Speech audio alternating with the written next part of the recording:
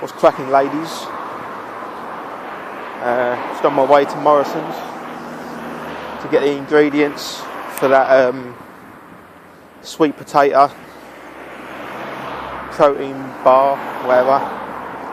In the recipe section, sweet potato protein bar or something, Weston posted up. So one of us had to do it. None of the others. They all know they're boring as fuck on camera. No one else would watch it.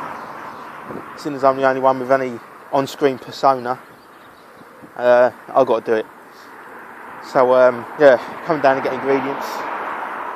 Not funded in any way. Reston ain't even PayPal'd me a fucking fiver, that cunt. He knows I'm fucking broke. So yeah, he's done the missus out some Christmas presents. So on his head be it. So yeah, what's over about dying. So I said I'd do a bit of a serious vlog on my thoughts on the martial arts, all that fuckery.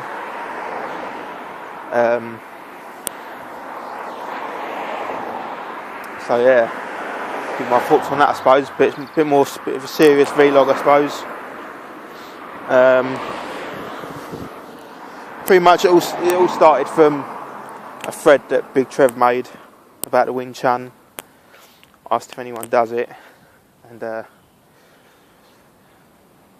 you know what I mean? Nowadays, MMA is the big thing. Nothing else is worth doing. You know what I mean? You bring up anything that isn't MMA, and it's, do you know what I mean? You're wasting your time with all the fucking bullshit-o. Get Thai boxing, get wrestling, get Brazilian Jiu-Jitsu, all that. Which is right, do you know what I mean? If, for nowadays, and obviously, if you want to fight competitively or whatever, but I feel like nowadays it's we've almost become a bit. I think martial arts has turned around, and we've become closed-minded again. Back in the day when people only did karate, or you only did boxing, or any of that sort of shit. And it was Bruce Lee that really said to train other things and don't become crystallised into one style. And people listened to that, and he was obviously the first person to really train other things. And then it became like everyone was cross-training everything. UFC started, and that really opened up people's eyes. But I think, to be honest, we've come back around now, and it's happened again. Do you know what I mean? Bruce Lee would have loved MMA, but I think that people have sort of forgotten that there's more to martial arts than just Thai boxing, wrestling, and Brazilian Jiu-Jitsu. Do you know what I mean? People do MMA thinking that they're branching out, when really they've become crystallised and stuck to one discipline. I mean, everyone's just stuck onto MMA now, and I think that's why people like Machida are so successful. And it's coming back now. You can see it. People are. How many people lately have been knocked out by spinning back kicks? You know what I mean? Just as an example, the spinning back kick. 5 years ago, me included probably, would have fucking laughed you out of the gym if you'd have tried throwing a fucking spinning back kick. Whereas now it's all the rage. Every fucker's throwing it, and everyone's getting knocked out by it and all. But you see Machida's footwork and things like that. That's why Machida knocks every fucker out. Do you know what I mean? You got people like Conor McGregor, Machida, bringing the unorthodox, the wide stances back. Do you know what I mean? I think people inadvertently have become stuck on MMA and are almost as bad as the people in the 1970s that thought you just had to do karate. So yeah, I think that there's a lot that can be said. For I would definitely, if there was a Wing Chun place near me, I would definitely do it. I don't know if that's more to do with the sort of whole Bruce Lee thing, sort of respecting him by at least knowing a bit of Wing Chun, like he did. I don't know if that's one of my main reasons for wanting to do Wing Chun, but I would definitely do it. Because I think that you should... I mean, there's a difference between being a fighter and being a martial artist that fights. And I think I'm definitely the latter. I'm definitely a martial artist. I'm not just a fighter. I don't really even enjoy fighting. Do you know what I mean? I've done door work for nearly 10 years, probably 10 years now. I started when I was 17, so I'm 28 now, so over 10 years. And you could count on one hand the amount of fights I've had.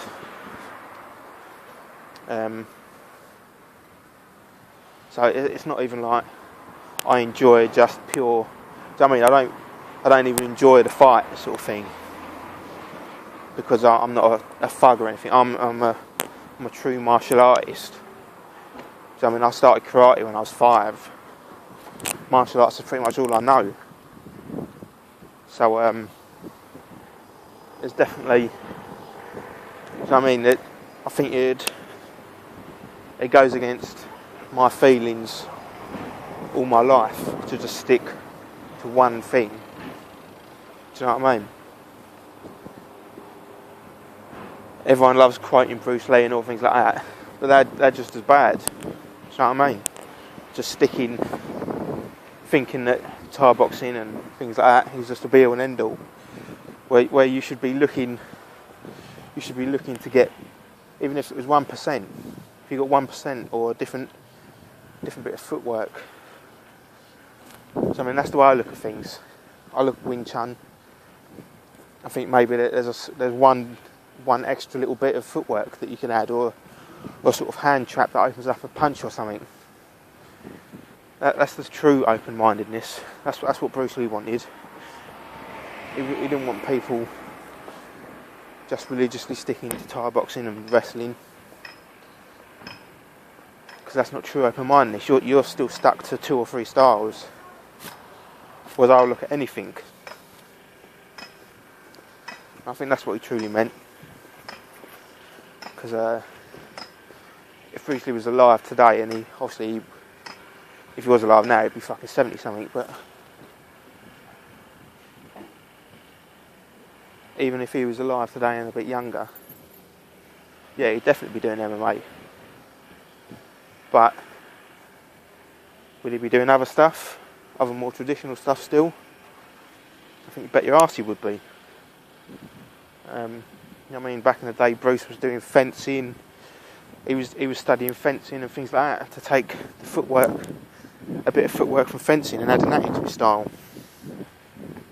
So that's a true open mind. Not just thinking what works now sort of thing, being stuck to wrestling and jiu-jitsu forever.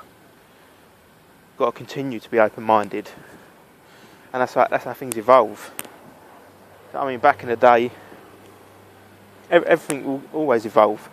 Back in the day, when in the MMA, if you got a guy down, the thing you was told to do was put him up against the cage on the floor.